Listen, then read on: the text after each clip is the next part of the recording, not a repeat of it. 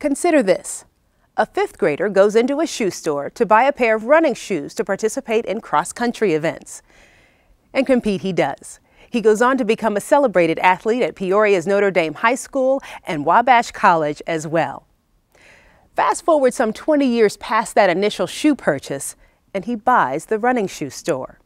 He moves it and turns it into the largest retail store of its kind in the nation. Add to that, he's redefining what it means to be a runner all over Central Illinois. I'm Yvonne Greer. My guest is Adam White, owner of Running Central and Shazam Racing. Next on Consider This.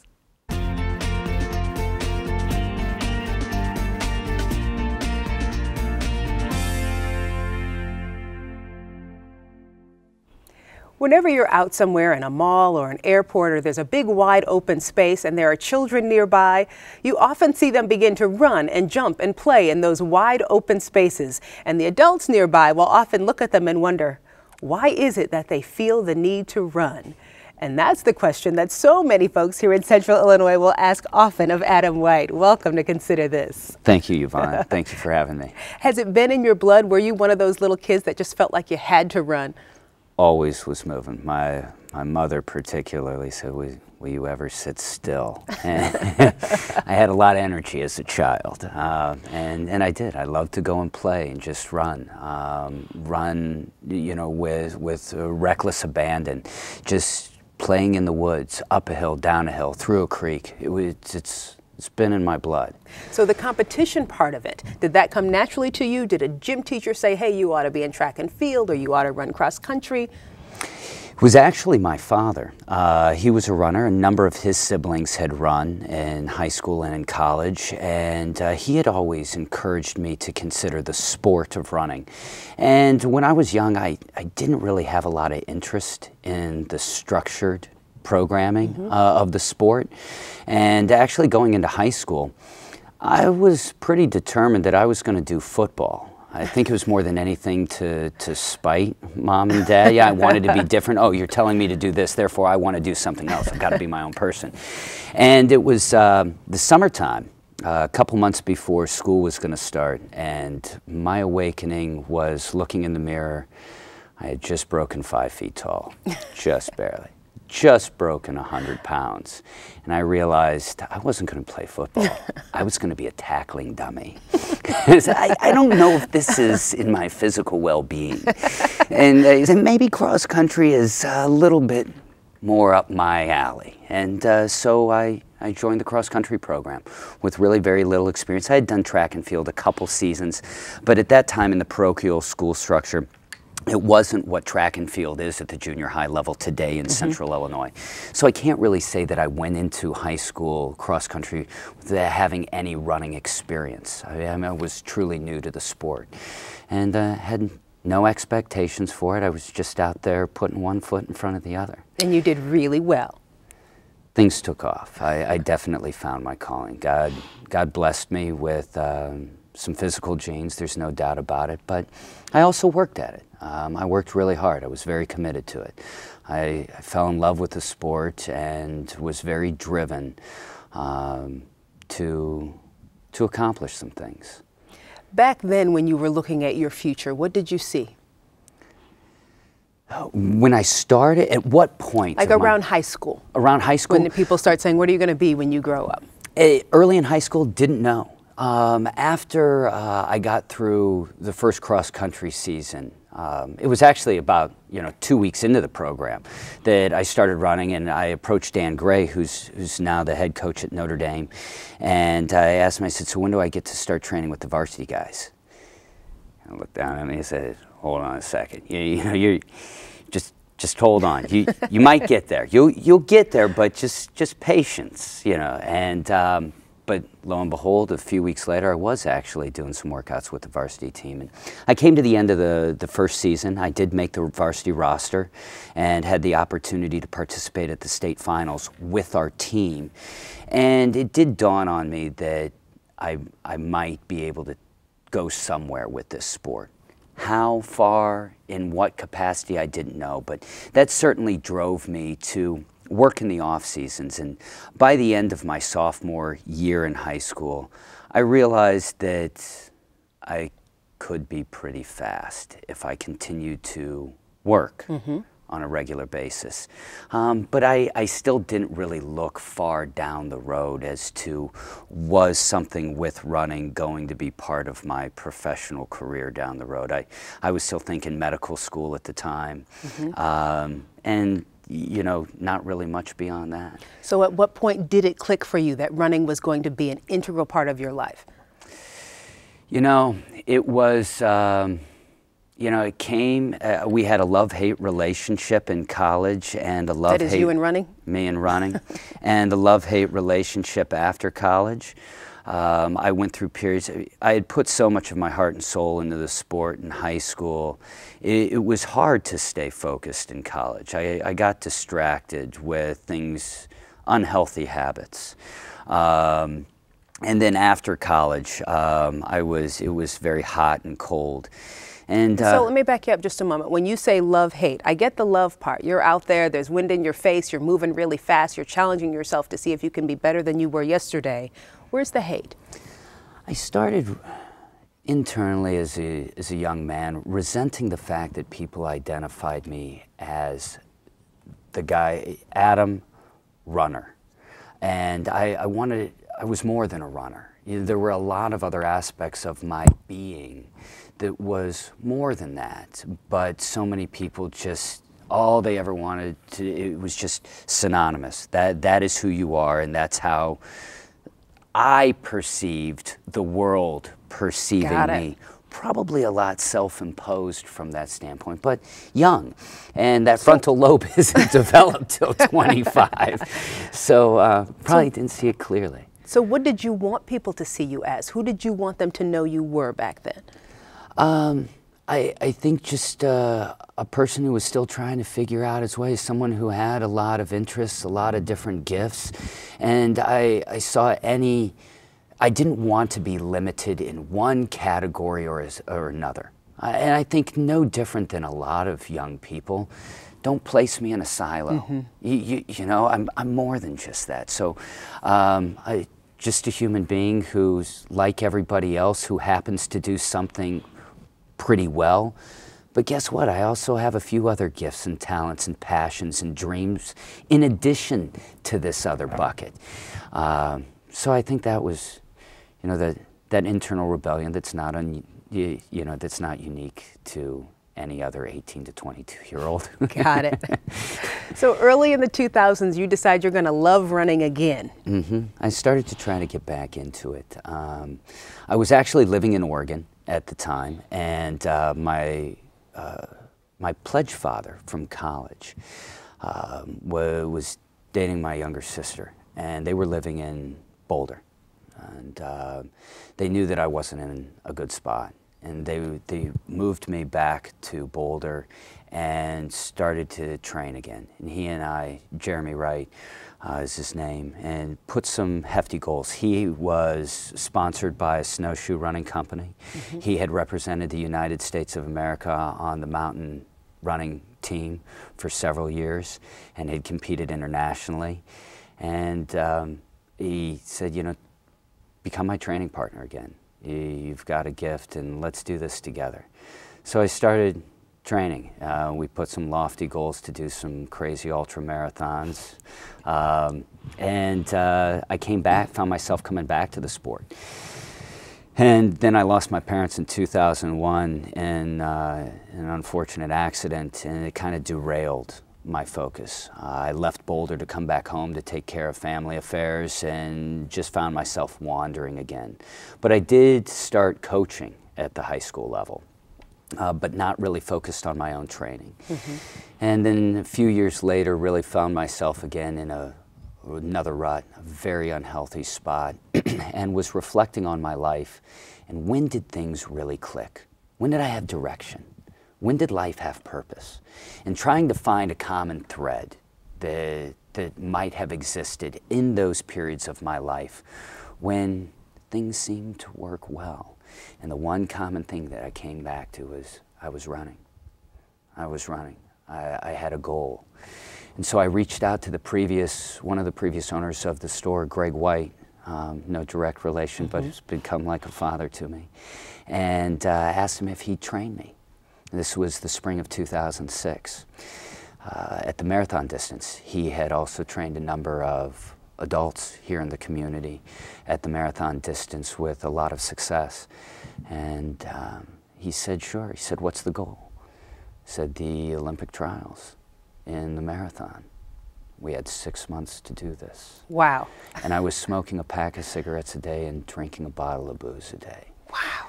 And he took me, and also 4 broken vertebrae in my back and a couple herniated discs. And he didn't laugh. He took me seriously and said, we have some work to do. And I said, I don't know what I have left in the tank, but I'll do everything that you say. I'm coachable. I can't promise the outcome, but I will do whatever you tell me to do. And that literally began my prodigal journey. Every mile I ran, every step I took was a step coming home. So what gave you the internal fortitude to flip that switch? Because if you're in a situation, and there's so many people who've been in those situations where they feel like they're so far down, there is just no getting up. And to take a smoking habit and a drinking habit and turn that into a marathon run in less than 6 months, that is an amazing feat. What did you tell yourself? What did you say inside yourself that made you get up and go again?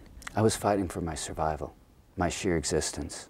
And it was the only thing that I knew. I knew I was not going down a right path.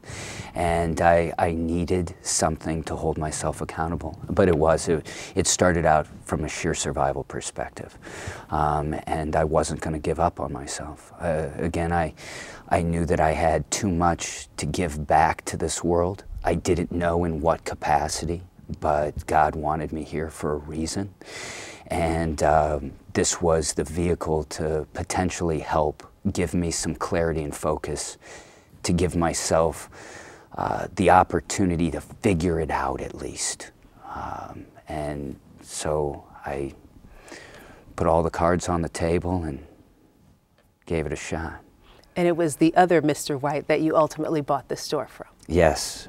Greg and his wife Janet, Steve Shostrom and his wife Joy Kessler were the original 4 owners of the store, and was fortunate enough that they were willing to pass the torch.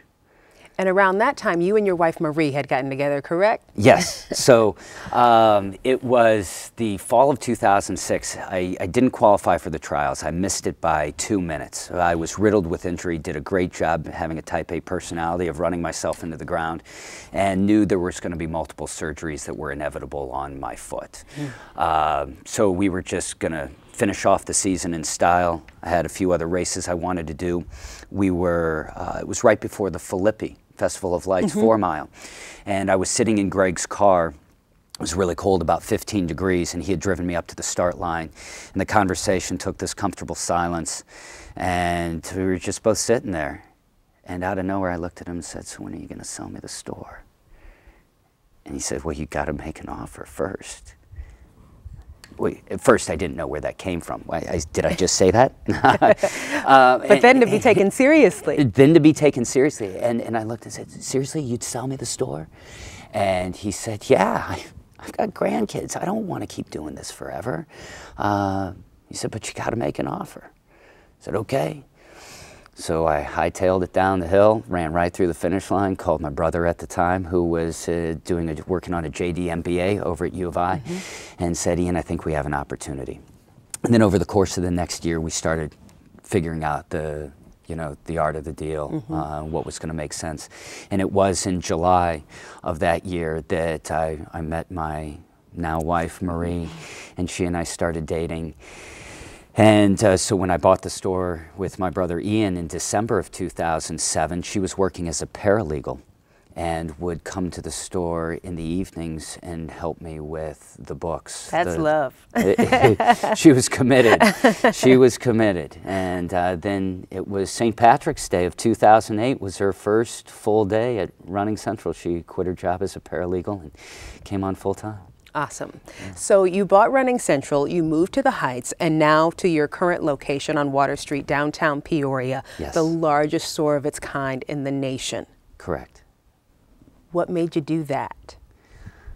I saw that potential 10 years ago. When we bought the store, I looked at this community, I looked at how the store had grown and the foundation blocks that it had, and the untapped opportunity that sat in front of it at the same time. See, Running Central had a doormat in front when you walked in that said, "For runners, by runners," which is great, and it speaks to the human being that identifies themselves as a runner. But the reality is that the majority of people who do the sport of running are probably not apt to identify themselves as a runner. Yeah, I do run, but I wouldn't call myself a runner. Exactly. And therefore there's a barrier. At the same time, the things that made running a specialty run store great is not just the fact that we know how to help runners, it's that we know how to help people with properly fitting one for shoes. And so we created so I looked at the opportunity of human beings who we could assist inside of our community, the foundation that existed and the untapped opportunity in front of us, and said, you know, opportunities around us all the time, it's whether we see it or not. And said that our mission is to help improve people's experience in this journey called life, one step at a time. That has nothing to do with running. Mm-hmm. And the foot is the physical foundation upon which our bodies rest, and it carries us through our life's journey.